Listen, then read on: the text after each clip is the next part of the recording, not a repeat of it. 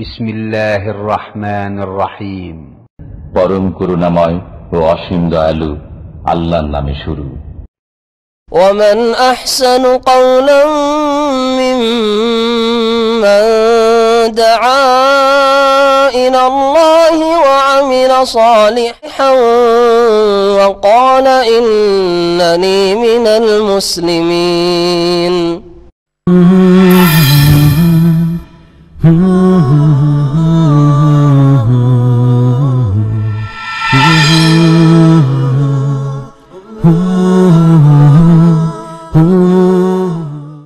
السلام عليكم ورحمة الله وبركاته.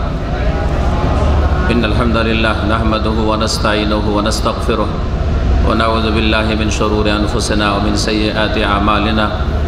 من يهده الله فلا مضل له ومن يضلل فلا هادي له وأشهد أن لا إله إلا الله وحده لا شريك له وأشهد أن محمدا عبده ورسوله صلى الله تعالى عليه وعلى آله وصحبه وسلم تسليما كثيرا.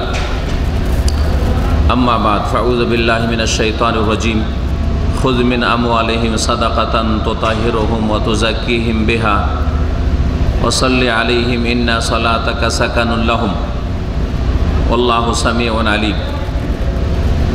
সম্মানিত দিনী ভাতৃমণ্ডলী, আল্লাহ পাক রব্বুল আলামিনের প্রশংসা এবং নবী মুহাম্মদ রাসূলুল্লাহ সাল্লাল্লাহু আলাইহি সাল্লামের ওপর সালাত এবং সালামের পরে আজকে দ্বীন ইসলামের একটি গুরুত্বপূর্ণ স্তম্ভ যা আল্লাহ পাক প্রত্যেক মুসলিমের ধন সম্পদে ফরজ করেছেন, ধন সম্পদকে পাক পবিত্র করার উদ্দেশ্যে এবং হারাম থেকে, কৃপণতা থেকে, অন্তরের সংকীর্ণতা থেকে, হৃদয়ের অপবিত্রতা থেকে এবং ধন সম্পদের নাপাকি থেকে পাক পবিত্র করার উদ্দেশ্যে, রিজিকে বরকত দেওয়ার উদ্দেশ্যে, অভাবীদের অভাব মোচনের উদ্দেশ্যে, মুসলিম সমাজের দুর্গতদের সমস্যার সমাধানের উদ্দেশ্যে আল্লাহ পাক রব্বুল আলামিন প্রত্যেক মুসলিমের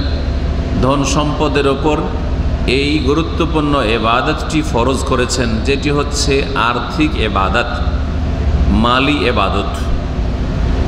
এবাদত বিভিন্ন রকমের, অন্তরের এবাদত আছে, জবানের বাচনিক এবাদতও আছে, আর আপনার মাথা থেকে পা পর্যন্ত অঙ্গ প্রত্যঙ্গের এবাদত আছে, শরীরের এবাদত আছে। এই যে সিয়াম, রোজা রাখছেন, শরীরের এবাদত। 5 ওয়াক্ত সালাত, ফরজ সুন্নত নামাজ পড়ছেন, এগুলি হচ্ছে শরীরের অঙ্গ প্রত্যঙ্গের এবাদত। মাথা সেজদা করে এবাদত করছে, প্রত্যেকটি অঙ্গ নামাজে এবাদত বন্দেগীতে শরিক হচ্ছে। তো আর এতে অন্তর দিয়ে খুশুর সাথে আপনি মনোযোগী হয়ে সালাত আদায় করছেন, নামাজ পড়ছেন, তো অন্তরের এবাদত। জবান দ্বারা আপনি বিভিন্ন দোয়া, জিকির, সূরা পড়ছেন, তো জবানেরও এবাদত। তো নামাজ এমন একটি এবাদত যাতে সমস্ত রকমের এবাদত, অন্তরের এবাদত আছে, জবানেরও এবাদত আছে, অঙ্গ প্রত্যঙ্গের এবাদত আছে, আর অর্থের এবাদত আছে। অর্থের এবাদত হচ্ছে যাকাত, অর্থের এবাদত হচ্ছে দান খেরাত করা, সাদকা করা।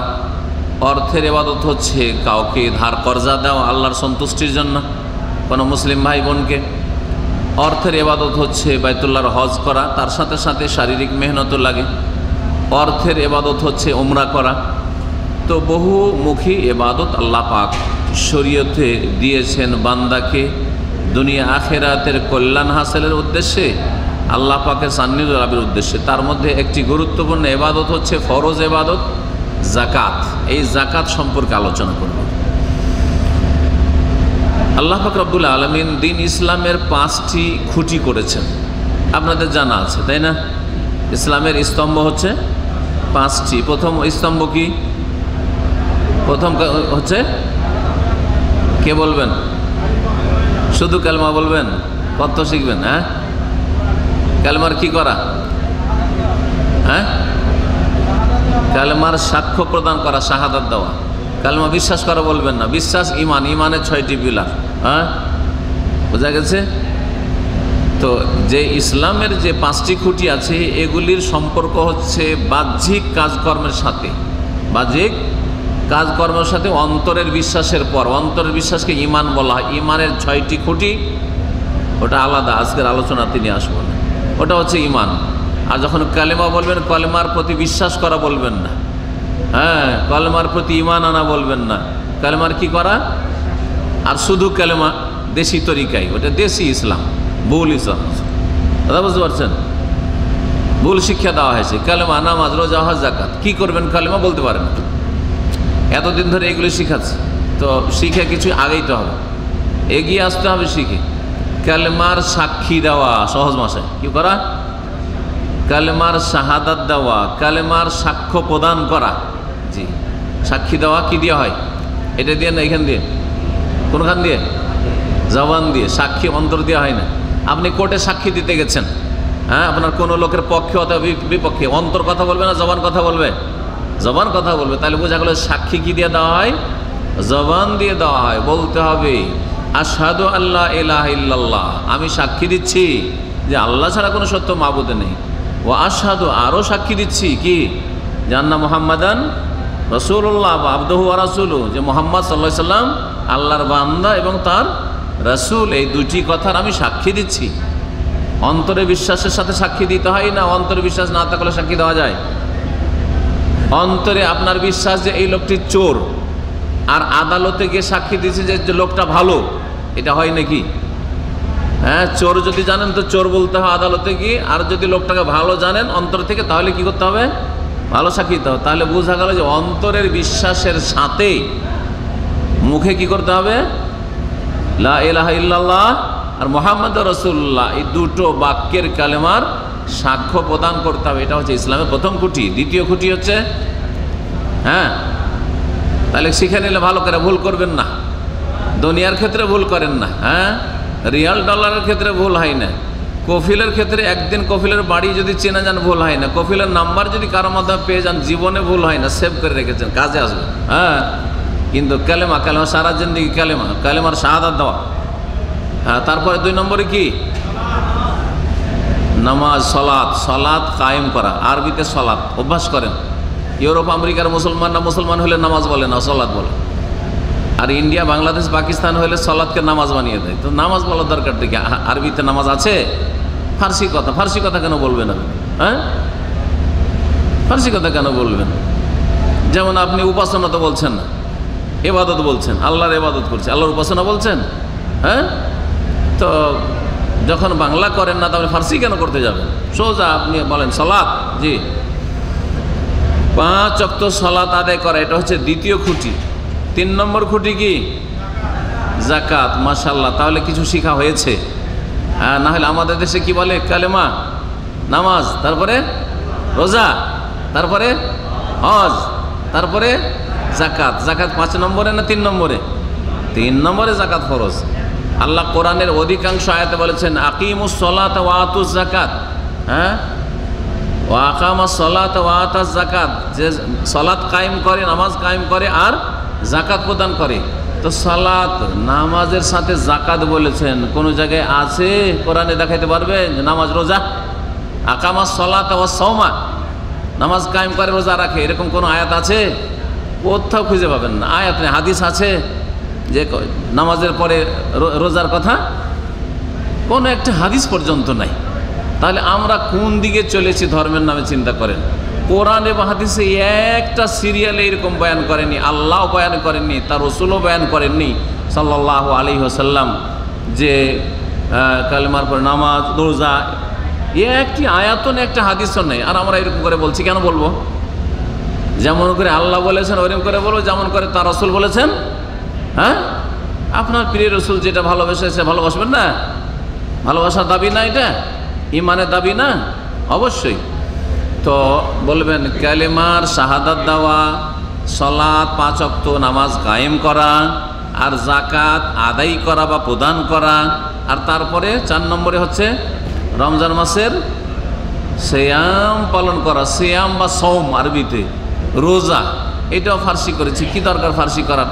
ইউরোপ আমেরিকার নিউ মুসলিমরা কেউ হ্যাঁ কি বলে না? রোজা বলে না, কেউ রোজা বলে না। এমনকি যারা বাংলাদেশ থেকে গেছে 25 বছর আগে আর একটু ইসলাম চর্চা করে তারা বলে না, কারণ আমার ওইসব দেশের লোকের সাথে কথা হয়। তো আমার হঠাৎ করে হয়তো নামাজ রোজা একটা কথা বেরিয়ে যায়, তো দেখি যে এখনই সলাৎ পড়ে আসলাম, হ্যাঁ আজকে আমি সিয়াম আছি। বাংলাদেশের মানুষ 25 বছর আগে আমেরিকা কানাডা চলে গেছে বা লন্ডন চলে গেছে, এখন বলছে যে আজকে আমাদের সিয়াম শুরু হয়েছে, আর আপনি কি বলছেন আমাদের রোজা শুরু হয়েছে। কেন? এই যে ইন্ডিয়ান কালচার, হ্যাঁ ইন্ডিয়া পাকিস্তান বাংলাদেশে ফার্সি প্রভাব ইসলামের ওপর, এটাকে আমাদের দূরে সরাইতে হবে। কারণ ফার্সির দ্বারা ইসলামের খেদমত হয়নি, আরবির দ্বারা হয়েছে। আরবি ভাষা, তারপরে আরবি হচ্ছে কোরআনের ভাষা, আরবি হচ্ছে রসুলের হাদিসের ভাষা, আরবি হচ্ছে মোহাম্মদুর রসুল্লাহ আপনার রসুলের মাতৃভাষা, আরবি হচ্ছে ইসলাম জানার সরাসরি ভাষা। অন্য কোনো ভাষা দিয়ে যদি ইসলাম জানেন তাহলে ভায়া দিয়ে কোরআনে ঢুকতে হবে, কিন্তু যদি আরবি জানেন তো সরাসরি কোরআনে ঢুকতে পারবেন, সরাসরি হাদিসে ঢুকতে পারবেন, সরাসরি ইসলাম বুঝতে পারবেন। যেভাবে এখানে যেসব ছেলেমেয়েরা লেখাপড়া করে আরবিতে, তারা সরাসরি ইসলামটাকে ডাইরেক্ট বুঝতে পারছে, আমরা পারিনি। প্রথম বাংলা শিখেছি, বাংলা থেকে মাদ্রাসা গিয়ে বাংলা চলে না, অচল। মাদ্রাসাকে কী করেছে? কওমি মাদ্রাসা, উর্দু মিডিয়াম, তারপরে উর্দু, পহিলা উর্দু, দোসরা উর্দু, উর্দু শিখেছি। তারপরে উর্দু শিখে তখন আর এক ধাপে গিয়ে আর ফার্সি শিখেছি। তারপরে তখন বলছে কিছু ফার্সিও শিখো, তারপরে তখন আরবি শিখিয়েছে। এই করতে করতে জিন্দিগিটাকে ওতে লাগিয়ে দিয়েছে, যথেষ্ট সময় ওতে লাগিয়ে দেওয়া হয়েছে। যাই হোক, আল্লাহ পাক যেন সংশোধন করে আমাদের আলেম সমাজকে তৌফিক দান করেন। বলছিলাম যে বলবেন কালিমার শাহাদাত দেওয়া, 5 ওয়াক্ত সালাত আদায় করা, জাকাত দেওয়া, এই 3 নম্বর রুকুন হচ্ছে ইসলামের, বাকুটি হচ্ছে জাকাত। জাকাতের কত গুরুত্ব, যে রোজার আগে জাকাত ঠিক করতে হবে আপনাকে, হজের আগে, উমরার আগে জাকাত আপনাকে ঠিক করতে হবে। এই যে রমজান মাসে রোজা রাখছেন কত গুরুত্ব দিয়ে, তারাই পড়েছেন কত গুরুত্ব দিয়ে। এই তারাবি আর রোজার আগে, সিয়ামের আগে আপনাকে জাকাত ঠিক করতে হবে। আপনার ধন সম্পদ যা আপনি খাচ্ছেন, আপনার ছেলে মেয়েরা খাচ্ছে, আপনার পরিবার খাচ্ছে, আপনার বাপ মাকে দিচ্ছেন, আপনি যা ইনকাম করছেন, রাখছেন বা ব্যয় করছেন, এটা যদি হালাল না হয় আর জাকাতবিহীন হালাল হবে না। যদি পয়সার জাকাত না দেন তো হারাম, ওতে মিক্সচার হয়ে যাওয়ার কারণে সবগুলি খবিস নোংরা হয়ে গেল। ওয়ালা তায়াম্মামুল খাবিসা মিনহু তুনফিকুন, আল্লাহ বলছেন যে তোমরা নোংরা, খাবিস বা হারাম ব্যয় করিও না, খরচ করিও না, সাদকা খেরাত করিও না। হারাম পয়সা সাদকা খেরাত করে বা খরচ করে, ব্যয় করে লাভ হবে না, ওতে বরকত হবে না। হারাম পয়সা দিয়ে ছেলে মেয়েকে মানুষ করবেন, জাকাত দেননি, ওই পয়সা দিয়ে ছেলে মেয়েকে লেখাপড়া করাবেন, ছেলে মেয়ে কখনো সৎ হবে না। হারাম রুজি খাওয়াবেন, জাকাত দেননি, এমন হারাম মিক্সচারের পয়সা দিয়ে স্ত্রীকে খাওয়াবেন, তার ভরণ পোষণ দেবেন, হ্যাঁ বাড়িঘর তৈরি করবেন, সেখানে কোনো বরকত হবে না, কোনো বরকত হবে না। তো আল্লাহ পাক রব্বুল আলামিন জাকাত কি উদ্দেশ্যে ফরজ করেছেন, আমি শুরুতে কয়েকটি ভাষায় ভূমিকায় বলেছি, বিভিন্ন উদ্দেশ্যগুলি বলেছি। জাকাতের মাধ্যমে অন্তর পবিত্র হয়। জাকাতের মাধ্যমে কি হয়? হ্যাঁ, অন্তর পবিত্রতা, কৃপণতা থেকে অন্তর, মন বড় হয়। আমাদের দেশে কি বলে? মন বড়। লোকটার মন বড়, যে খরচ করতে পারে ভালো কাজে, তার কি হয়? মনটাকে বড় বলা হয়, কারণ সংকীর্ণতা নেই। তো জাকাত দিলে মনটা প্রশস্ত হয়, মন বড় হয়। দিতে পারলে, দান করতে পারলে মন বড় হয়। যারা ফিরি পরের খায়, মনটা ছোট হয়। সারা জীবন শুধু খেতেই থাকলেন, কাউকে খাওয়াইতে পারেন না, মনটা ধীরে ধীরে ছোট হয়ে যায়। যারা জাকাত দেয় না তাদের মনটা সংকীর্ণ হয়ে যায়। নবী কারীম সাল্লাল্লাহু আলাইহি ওয়াসাল্লাম সংকীর্ণ জুব্বার মতো, মাথায় ঢুকাচ্ছে, শরীরে ঢুকাচ্ছে, ঢুকছে না, টাইট হয়ে যাচ্ছে, ওই রকম হয়ে যায় অন্তরের অবস্থা। জাকাতের মাধ্যমে ধন সম্পদ পাক হয়। জাকাতের মাধ্যমে মুসলিম সমাজের আর্থিক সমস্যার সমাধান হয়। আপনার ভাই গরিব, আপনার বোন গরিব, আপনার গ্রামবাসী গরিব, আপনার দেশবাসী গরিব, মুসলিম ভাই বোনার গরিব, আপনাকে আল্লাহ পাক নিয়ামত দান করে, তাদের গরিবি দূর করতে হবে না, দারিদ্র মোচন করতে হবে না, এটা ইসলাম শিখিয়েছে। আজকাল এগুলো রাজনৈতিক ভাষা, দেশের দারিদ্র মোচন করবো, দারিদ্র মোচন কি মোচন করবে? তাদেরই জুটছে না, ট্যাক্স নিয়ে নিয়ে মানুষের কাছে চুইসে তারাই ভোগ বিলাস করছে, কি দারিদ্র মোচন করবে? হ্যাঁ, আর ইসলাম 1400 বছর আগে দারিদ্র মোচনের জন্য ইবাদত ফরজ করেছেন, সেটা হচ্ছে ধন সম্পদের জাকাত প্রদান করা। আল্লাহ পাক সূরা তাওবার আয়াত নম্বর 103 ইরশাদ করছেন, খুয মিন আমওয়ালিহিম সাদাকা, তোমরা হে নবী মুহাম্মদ সাল্লাল্লাহু আলাইহি ওয়াসাল্লাম, তুমি মুসলিমদের, মুমিনদের ধন সম্পদ থেকে জাকাত গ্রহণ করো। আল্লাহ কাকে হুকুম করছেন? নবী মুহাম্মদ সাল্লাল্লাহু আলাইহি সাল্লামকে হুকুম করছেন। তিনি হচ্ছেন শাসক, তিনি হচ্ছেন শাসক, ইমামুল মুসলিমিন, খলিফাতুল মুসলিমিন, প্রথম খলিফা, প্রথম ইমাম। জি, খোলাফা রাশেদিনের আগে নবী করিম সাল্লাল্লাহু আলাইহি ওয়াসাল্লাম এই উম্মতের, তাকে আল্লাহ পাক হুকুম করছেন, নির্দেশ দিচ্ছেন যে তুমি তাদের ধন সম্পদ থেকে যাকাত গ্রহণ করো। এতে থেকে বোঝা যায় যে মুসলিম নাই পরায়ণ শাসক যদি হয়, তাকে আল্লাহ পাকের কোরআনে হুকুম নির্দেশ রয়েছে দেশবাসী জনগণ থেকে যারা বিত্তবান, যারা নেশাবে পৌঁছে গেছে, যাদের ধন সম্পদ, তাদের কাছ থেকে যাকাত সরকার গ্রহণ করবে। এটা আল্লাহর হুকুম, এটা সরকারের হুকুম নয়। আল্লাহ সরকারকে বাধ্য করছেন জাতির কাছ থেকে যাকাত নিতে হবে, সচ্ছলদের কাছ থেকে নিয়ে যারা অভাবী তাদের মাঝে আমানতের সাথে বন্টন করতে হবে, নিজের পেট ভরার জন্য নয়। হ্যাঁ, নিজে তাদের থেকে একটা ভাগ বসানোর জন্য নয়, কোনো ভাগ নেই। এটা গরিবদের হক, যাদের হক আল্লাহ পাক সূরা তওবার আয়াত নম্বর 60-এ বর্ণনা করে দিয়েছেন। জি, 8 শ্রেণীর মানুষের মাঝে যাকাত বন্টন করতে হবে। খুয মিন আমওয়ালিহিম সাদাকা, তাদের ধন সম্পদ থেকে যাকাত গ্রহণ করো। যাকাতকে আরবি ভাষায় যাকাতও বলা হয় আর সাদকাও বলা হয়, সাদকাও বলা হয়। যাকাত কেন বলা হয়? যাকাত এই জন্য বলা হয় যে যাকাতের দুটি অর্থ। যাকাত মানে হচ্ছে, যাকাতের একটি অর্থ হচ্ছে পবিত্রতা। তো যাকাতকে যাকাত কেন বলা হয়? অন্তর পবিত্র হয়। হ্যাঁ, অন্তর পবিত্র হয়। আর কি পবিত্র হয়? যেই পয়সা বা ধন সম্পদের যাকাত দিলেন সেটা পাক পবিত্র হয়ে যায়, হারাম থেকে মুক্ত হয়ে যায়। আর যাকাতের আর একটি অর্থ হচ্ছে বৃদ্ধি পাওয়া, বরকত হওয়া। তো যাকাত দিলে ধন সম্পদে কি হয়? বরকত হয়। এটাও কোরআন এবং হাদিস দ্বারা প্রমাণিত। কোরআন এবং হাদিস দ্বারা প্রমাণিত যে যাকাত দিলে ধন সম্পদ কমে না, বাড়ে। আর ভালো করে আপনি পরীক্ষামূলক না, আল্লাহর ইবাদতের উদ্দেশ্যে আর দুনিয়া আখেরাতের আল্লাহর কাছ থেকে কল্যাণ কামনার উদ্দেশ্যে, আখেরাতে জবাবদেহির চিন্তা নিয়ে আল্লাহ ফরজ করেছেন, আল্লাহর সান্নিধ্য লাভের উদ্দেশ্যে যাকাত দেবেন। আর এটি পরীক্ষিত যে আল্লাহর সন্তুষ্টির জন্য যাকাত দিলে কেউ অভাবী হয়ে যায়নি, বরং যাকাত দিলে ধন সম্পদ লাস্টিং করবে। আর যাকাত না দিলে সেটা টিকসই হবে, লাস্টিং করবে না। আপনি মনে করছেন অনেক টাকা বাঁচাইতে পারলাম যাকাত না দিয়ে, 2-4-5 লাখ, যারা কোটি কোটি টাকা, তারা 2-4-10-20 লাখ টাকা বাঁচিয়ে নিল হয়তো। কিন্তু না, আল্লাহ পাক রব্বুল আলামিনের পক্ষ থেকে এমন বালা মুসিবত আসবে যে আপনার ছেলে মেয়েরা ভোগ করতে পারবে না, হতে পারে যে আপনার জীবনই সব শেষ হয়ে যাবে। এ হচ্ছে কোরআন এবং হাদিসের কথা। প্রত্যেকটির দলিল রয়েছে, কোরআনের আয়াত বা হাদিস রয়েছে, যা সময়ের স্বল্পতার জন্য বলতে পারছি না। তো যাকাতকে যাকাত দুটি কারণে বলা হয়। যাকাতকে সাদকা কেন বলা হয়? সাদাকা ইয়াসদুক মানে সত্য কথা বলা, তাই না?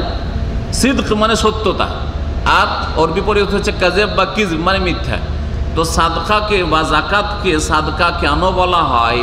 যে যেই ব্যক্তি যাকাত দিতে পারে, সাদকা দান খায়রাত করতে পারে, ফরজ হোক আর নফল হোক, ফরজ যাকাত যেটা আমাদের সমাজে প্রসিদ্ধ, যে ফরজটাকে যাকাত বলা হয় আর নফলগুলোকে সাদকা বলা হয়, দান খায়রাতগুলিকে।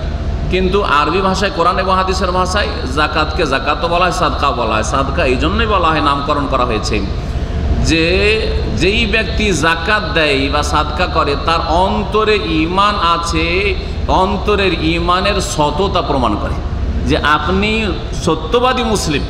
এই জন্য টাকার ক্ষেত্রে 9-6 করছেন না, পাই করে যাকাত 1 লাখ আছে, 2500 এটা আমার না। 40 টাকা আছে, 40 টাকায় 1 টাকা গরিবের, 100 টাকা আছে, 2.5 টাকা গরিবের, 97.5 টাকা আমার। অন্তরের ঈমানের এবং আল্লাহর ভয়ের সততা, সিদক, সততা প্রমাণ করে আপনার এই যাকাত দাও। এই জন্য যাকাতকে সাদাকাও বলা হয়।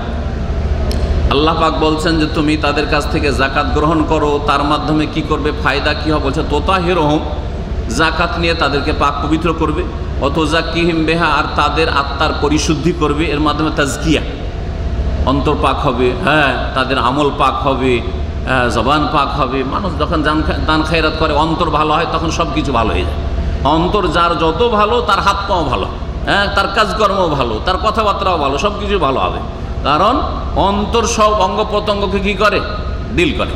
জি, ওয়াসাল্লি আলাইহিম, এবং তাদের জন্য তুমি দোয়া করো। যারা যাকাত দিতে আসবে বা দেবে, তাদেরকে কি করো? দোয়া দাও। আল্লাহ নবী মুহাম্মদ রাসূলুল্লাহ সাল্লাল্লাহু আলাইহি ওয়াসাল্লামকে বলছেন যে তুমি তাদেরকে দোয়া দাও। বলে যারা যাকাত দেয় তারা দোয়ার হকদার। কার দোয়ার হকদার? নবী মুহাম্মদ রাসূলুল্লাহ সাল্লাল্লাহু আলাইহি ওয়াসাল্লামের হকদার। নবী সাল্লাল্লাহু আলাইহি ওয়াসাল্লাম দুনিয়া থেকে চলে গেছেন, এখন এই ফরজটা কে আদায় করবে? এটা হচ্ছে মুসলিম শাসকের ফরজ। মুসলিম শাসক আমানতের সাথে, বিশ্বস্ততার সাথে, ইমানদারির সাথে যাকাত গ্রহণ করবে এবং ইমানদারির সাথে, আল্লাহর ভয়ের সাথে গরিবদের মাঝে পাই পাই করে বন্টন করে দিবে। এটা হচ্ছে প্রত্যেক মুসলিম শাসকের ফরজ দায়িত্ব, সে পালন করুক আর নাই করুক। এর ওপর আমল করেছেন খোলাফা রাশেদিন কোন রাসূলুল্লাহ সাল্লাল্লাহু আলাইহি ওয়াসাল্লামের তিরোধানের পরে। আবু বকর রাদিয়াল্লাহু আনহু, উমর রাদিয়াল্লাহু আনহু, আলী, উসমান রাদিয়াল্লাহু আনহু, আলী রাদিয়াল্লাহু আনহু, হাসান রাদিয়াল্লাহু, তারপরে এমনকি উমাইয়া বংশের খলিফারাও এই নিয়ম মোতাবেক, যদিও তাদের যুগে খেলাফতের রাশেদা শেষ হয়ে গেছিল, কিন্তু তারপরে অনেকটা ভালো, কিছুটা সরে গেল, অনেকটাই ভালো ছিল, যার ফলে তারা আলহামদুলিল্লাহ ইসলামী বিধিবিধানের, কোরআন এবং হাদিসের বাস্তবায়ন তারা করেছে। আর তারাও যাকাত নিয়েছে বিত্তবান সচ্ছলদের কাছ থেকে, আর অভাবীদের মাঝে বন্টন করেছে। এটা হচ্ছে কোরআনী হুকুম। ইন্না সলাতাকা সাকানুল লাহুম, কারণ হে নবী তোমার দোয়া তাদের জন্য প্রশান্তির কারণ হবে। নবীর দোয়াতে তারা কি হবে? শান্তি পাবে। আজকে একটা বড়, আপনার বাপ যদি দোয়া দেয় তাতে আপনার মনটা শান্তি হয়, আপনার একজন ওস্তাদ যদি একটা দোয়া দেয় তাহলে তাতে আপনার শান্তি হয়, ঠিক না? কেউ একটা সাধারণ মুসলিম ভাই, নামাজি ধার্মিক ভাই যদি বলে আল্লাহ আপনাকে ভালো করুক, তো আপনার মনটা শান্তি হয়, একটু দোয়া করে দিবেন, চাইছেন না চাইছেন না, এতেই যদি শান্তি হয় তাহলে রাসূলুল্লাহ সাল্লাল্লাহু আলাইহি ওয়াসাল্লামের দোয়াতে কত শান্তি আছে। আল্লাহ কোরআনে বলছেন ইন্না সলাতাকা সাকানুল লাহুম, নিঃসন্দেহে তোমার দোয়াতে তাদের শান্তি রয়েছে। যাকাত আদায় করা, নিজে যাকাত আদায় করা এবং অন্যের কাছ থেকে যাকাত আদায় করা, নিজেও আদায় করা আর অন্যের কাছ থেকে আদায় করা মুসলিম শাসকের ফরজ। এটা আল্লাহ সূরা হজের আয়াত নম্বর 41-এ ইরশাদ করেছেন, আল্লাযীনা ইন মাক্কান্নাহুম ফিল আরদ, আল্লাহ বলছেন যাদেরকে আমি পৃথিবীতে প্রতিষ্ঠিত করব, মানে রাজত্ব দান করব, যাদেরকে আমি খেলাফত দান করব, যাদেরকে আমি প্রেসিডেন্ট বানাবো, রাষ্ট্রপতি বানাবো আর প্রধানমন্ত্রী বানাবো, তাদের দায়িত্ব আল্লাহ বলছেন কোরআনে কারিমে যে আকামুস সালাত, তারা নিজেরা নামাজি হবে, অন্যকে দেশবাসীকে নামাজি বানাবে। মুসলিম শাসক নিজেও নামাজ পড়বে আর অন্য সকলকে নামাজ পড়তে বাধ্য করবে। আমি বাধ্য করতে পারবো না, আমি শুধু হুকুম করতে পারবো, আমি শুধু উপদেশ দিতে পারবো, কারণ আমার কাছে পাওয়ার নেই, পাওয়ারলেস। কিন্তু কোরআনে হাদিসের এলম আছে, সুতরাং আমাকে এলম দান করতে হবে, বলতে হবে যে নামাজ পড়ো, না হলে মুসলিম থাকবে না। কিন্তু শাসক নামাজ সালাত আদায় করতে বলবে, তার সাথে চাপ সৃষ্টি করে বাধ্য করে নামাজ পড়াবে। সবচাইতে হালকা ফতোয়া হচ্ছে ইমাম আবু হানিফা রাহমাতুল্লাহ আলাইহি নামাজ বেনামাজি সম্পর্কে, যে বেনামাজি যদি নামাজ না পড়ে মুসলিম শাসকের ফরজ তাকে জেলে ঢুকাবে হাত্তা ইয়াতুব, হয় তওবা করে জেল থেকে বেরোবে নামাজি হয়ে, আর না হলে আও ইয়ামুত, অথবা জেলেই সে মৃত্যুবরণ করবে। তাহলে বেনামাজির বাইরে থাকার অধিকার হানফি মাযহাবেও নাই। ভালো করে শুনে নেন, বেনামাজির বাইরে ঘোরাফেরা করবে আর রুজি রোজগার করবে, জেলের বাইরে থাকবে, কারাগারের বাইরে, এই অধিকার হানাফি মাযহাবেও নেই। এটা সবচেয়ে হালকা ফতোয়া। তার উপরে ফতোয়া যে তার পৃথিবীতে বেঁচে থাকার অধিকার নেই, ইমাম শাফি ইমাম মালিকের ফতোয়া। ইমাম শাফি ইমাম মালিকের ফতোয়া হচ্ছে যে বেঁচে থাকার অধিকার নেই বেনামাজির, তওবা করবে আর না হলে গলা কাটা হবে। আর তার আরেকটা ফতোয়া হচ্ছে যে সে তার এটা দণ্ডবিধান হচ্ছে মুরতাদ, একবার ইসলাম থেকে বহিষ্কৃত। এটা হচ্ছে ইমাম আহমদ রহমতুল্লাহ আলাইহির ফতোয়া। সুতরাং বেনামাজি হয়ে রোজা রাখবেন না, বেনামাজি হয়ে নিজেকে মুসলিম বলে দাবি করবেন না। যদি সত্যিকার হানাফি হন তো এইখানে হানাফি হন, শুধু রফাদান করবেন না, হ্যাঁ, আর বিদাত করবেন হানফি মাযহাবের দোহাই দিয়ে, নাওয়াইতো পড়বেন, নাওয়াইতোর বিদাত করবেন, আবু হানিফা করলেন না সেটা, আর যেটা আবু হানিফার অরিজিনাল মাযহাব সেটা পালন করবেন না। প্রত্যেকটি কিতাবে আছে, ইমাম আবু হানিফা রাহমাতুল্লাহ আলাইহির কথা হানাফি মাযহাবের প্রত্যেক কিতাবে আছে যে বেনামাজি জেলে থাকবে, হাতে এত তওবা করলে বাইরে বেরোবে, আর না হলে ইয়ামুত, সেখানেই মরবে, জেলের ভিতরে মরবে। আল্লাহ পাক যেন তওবা করার তৌফিক দান করেন বেনামাজিদেরকে, আধা নামাজিদেরকে ফুল নামাজি হওয়ার তৌফিক দান করেন। আল্লাহ পাক যাদেরকে নামাজি বানিয়েছেন আল্লাহ পাক তাদের দিনের ওপর অটল রাখেন, কায়েম থাকার তৌফিক দান করেন। আল্লাহ আমাদের সকলের গুনাহ খাতা যেন মাফ করে দেন। শাসকও নামাজ পড়বে আর দেশবাসীকে নামাজ পড়াবে। আল্লাহ বলছেন ওয়া আতাউজ যাকাত, শাসকও যাকাত দেবে আর জনগণ থেকেও যাকাত আদায় করবে। ও আমারু বিল মারুফ, ভালো কাজের উপদেশ দেবে, নির্দেশ দেবে, অর্ডার করবে, সরকার অর্ডার করবে ভালো কাজের, ওয়া নাহা আনিল মুনকার, অন্যায় কাজে বাধা দিবে, শিরকে কবর মাজার পূজায় বাধা দেবে, এটা হচ্ছে সরকারের ফরজ কাজ। আর তারপরে মদে বাধা দিবে, ব্যভিচারে বাধা দিবে, ইত্যাদি ইত্যাদি যত রকমের পাপাচারে সবগুলিতে বাধা দেবে। এ হচ্ছে সরকারের দায়িত্ব। আল্লাহ পাক রব্বুল আলামিন যেন আমাদের দিন কায়েম করার তৌফিক দান করে জীবনের প্রতিটি ক্ষেত্রে। যাকাত সম্পর্কে আলোচনা করলে অনেক আলোচনা আছে। যাকাতে দিলে ফজিলত যেমন আছে, যাকাত না দিলে তার কঠোর শাস্তি রয়েছে দুনিয়া এবং আখিরাতে। সেগুলি বয়ান করার সময় নেই। যাকাতের নিসাব বয়ান করি। 5 রকমের জিনিসে যাকাত আছে, মনে রাখবেন, 5 রকমের জিনিসে যাকাত আছে। প্রথম হচ্ছে খাদ্যদ্রব্য, যা জমি থেকে উৎপন্ন হয়, ফসল অথবা এমন ফল যেই ফলকে দীর্ঘদিন রাখা যেতে পারে, হ্যাঁ, শুকিয়েও, যেমন খেজুর রাখা যেতে পারে, কিশমিশ রাখা যেতে পারে, এই ধরনের যে ফলগুলোকে রাখা যেতে পারে। আর কাঁচা যেগুলো সবজির মতো 2-3 দিনের মধ্যে খেলে খান, না হলে শেষ, সেগুলিতে যাকাত নেই। শাক সবজিতে যাকাত নেই। ওই রকমই যেসব ফল রাখা যায় না, কলা, আম ইত্যাদি, এগুলো যাকাত নেই। হ্যাঁ, ওগুলো বিক্রি করার পর যে টাকাটা জমবে, ওই টাকাটা টাকার সাথে মিলিয়ে যাকাত দিতে হবে ওই বাগানওয়ালাকে, কলার বাগান, আম বাগানওয়ালাকে। প্রথম যাকাত হচ্ছে ফসলের যাকাত, যেটাকে আমাদের দেশে বলা হয় ওসর। কি বলা হয়? ওসর কেন বলা হয়? আশারা থেকে। ওসর মানে 10 ভাগের 1 ভাগ। আর আগের যুগে সেচ হইতো না। আমরা ছোটোকালে দেখেছি সেচের জমি ছিল না। প্রথম দেখলাম যে গমের সেচ শুরু হইলো। ধান, ওই আউশ ধান হয়তো কোনো সেচ টেচ লাগতো না, আসমানের পানিতে হইতো। হ্যাঁ, তো এই জন্য শরীয়তের বিধান হচ্ছে যে যেই ফসল বিনা সেচে হয় সেটাতে ওসর লাগবে, মানে 10 মণে 1 মণ, 10 ভাগের 1 ভাগ লাগবে, এটাকে ওসর বলা হয় আরবি ভাষায়। আর 20 মণে 1 মণ লাগবে কোনটা? যেটাতে সেচ করা হচ্ছে, হ্যাঁ, সেচ করা ফসল। আজকাল অধিকাংশ ফসলগুলি সেচ করা হচ্ছে, সেগুলিতে নিসফুল ওসর মানে 20 মণে 1 মণ লাগবে। এই হচ্ছে একটি জাকাত। দ্বিতীয় জাকাত হচ্ছে গবাদি পশুর জাকাত। উটের জাকাত আছে, গরুর জাকাত আছে, বকরি ছাগলের জাকাত আছে, এগুলির প্রয়োজন নেই। 3 নম্বর হচ্ছে স্বর্ণের জাকাত। স্বর্ণের জাকাত কোরআনে কারীম আল্লাহ পাক উল্লেখ করেছেন সূরা তওবাতে, যে যাহাব ফিদা, স্বর্ণ চাঁদি যাদের কাছে আছে, আর যদি ওর হক আদায় না করে তাহলে তাদের জন্য কঠোর শাস্তির সুসংবাদ শুনিয়ে দাও ইত্যাদি। আর এর নিসাব মানে সর্বনিম্ন কতটা স্বর্ণ গোল্ড আপনার কাছে থাকলে জাকাত ফরজ হবে, সেটা নবী করিম সাল্লাল্লাহু আলাইহি ওয়াসাল্লাম হাদিস রয়েছে 20 দিনার, ইশরুনা দিনারান, 20 দিনার। আর এর অপর নাম হচ্ছে 20 মিসকাল। 20 মিসকাল, এই 20 দিনার বা 20 মিসকাল, 20 মিসকাল হচ্ছে ভরিতে, কে জানেন ভরিতে?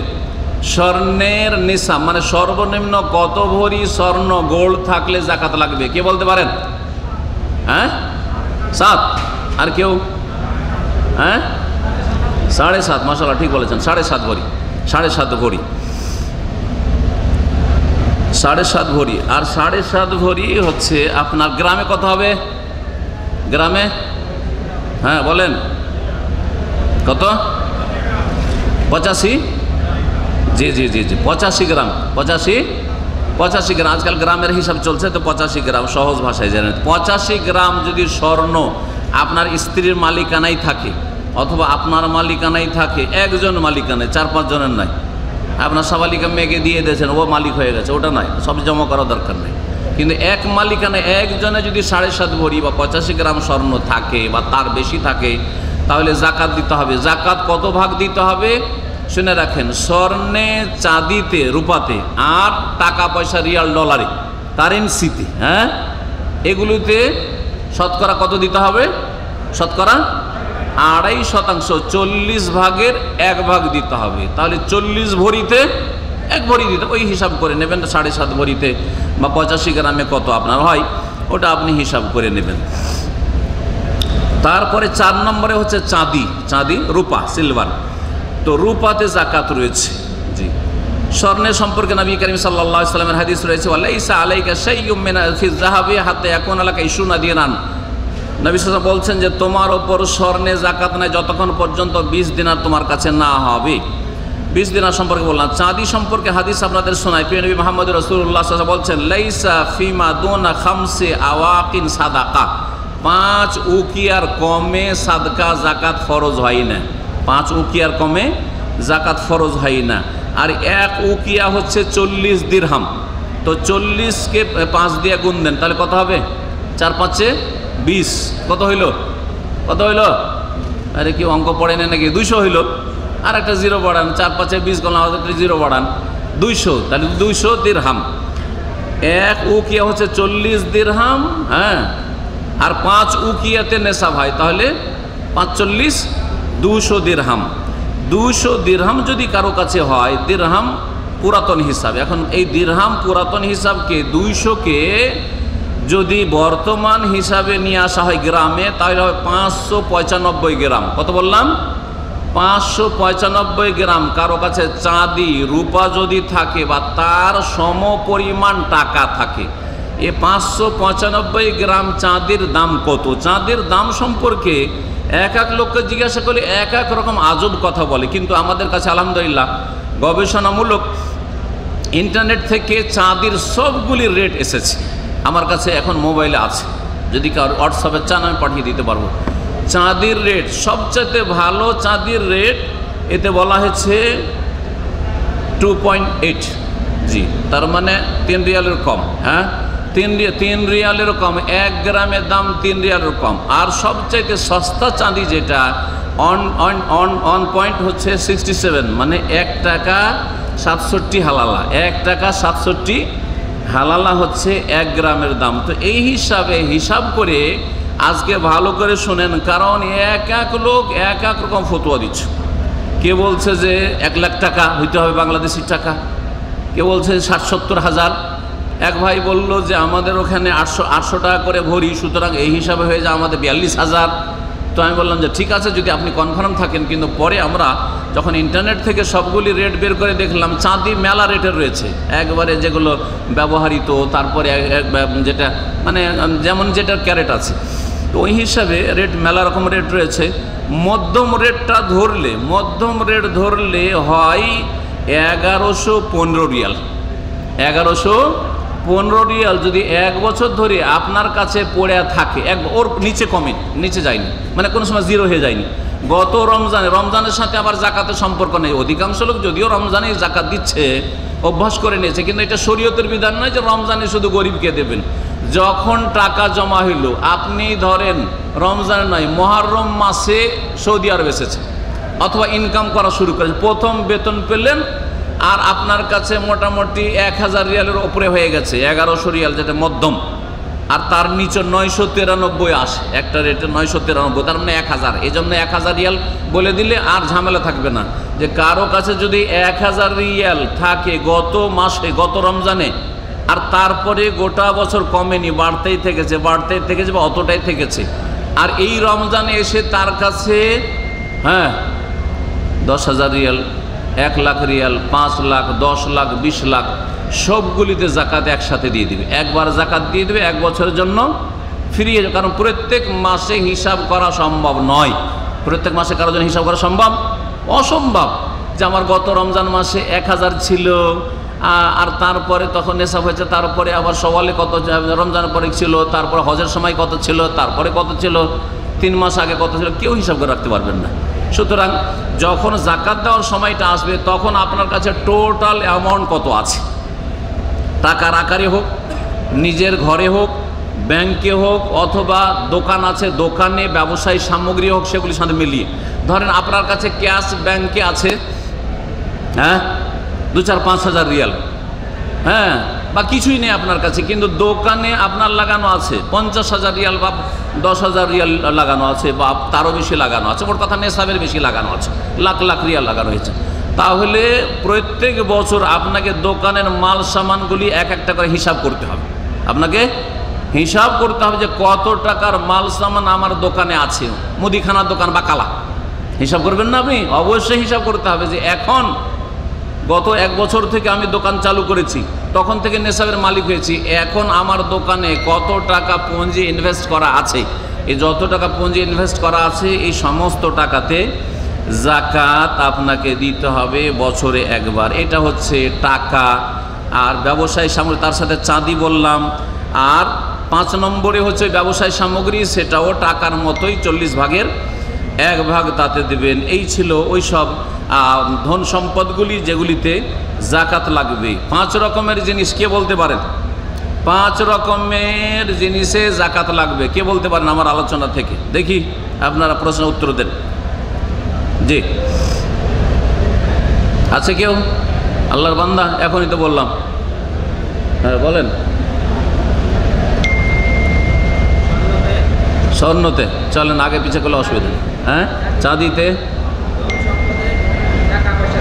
কোন ধন সম্পদ? তো স্বর্ণ চাঁদিটা ধন সম্পদ নাই।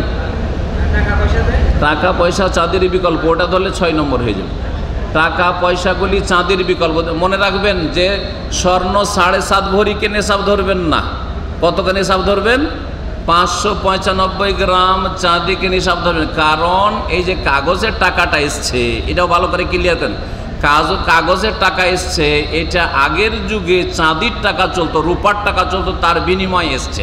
এটা চেক স্বরূপ, যেমন ব্যাংকে গেলে চেক দেয় না, ড্রাফট দেয়, বা চেক কেটে দিচ্ছেন আপনি কাউকে যে যাও তুমি আমার ব্যাংক থেকে টাকা উঠিয়ে নাও, ওই রকমই ঠিক কাগজের নোটটা হচ্ছে চেকের মতো। এটা টাকা নয়, আসলে টাকা নয়। সরকারের ঘরে কিছু না থাকলে এটার কোনো মূল্য ছিল না, যেমন জাল টাকার কোনো মূল্য নাই। হ্যাঁ, তো কথা হচ্ছে যে চাঁদির বিকল্প হিসাবে কাগজের নোট এসছে, সুতরাং চাঁদিকে নিসাব ধরতে হবে।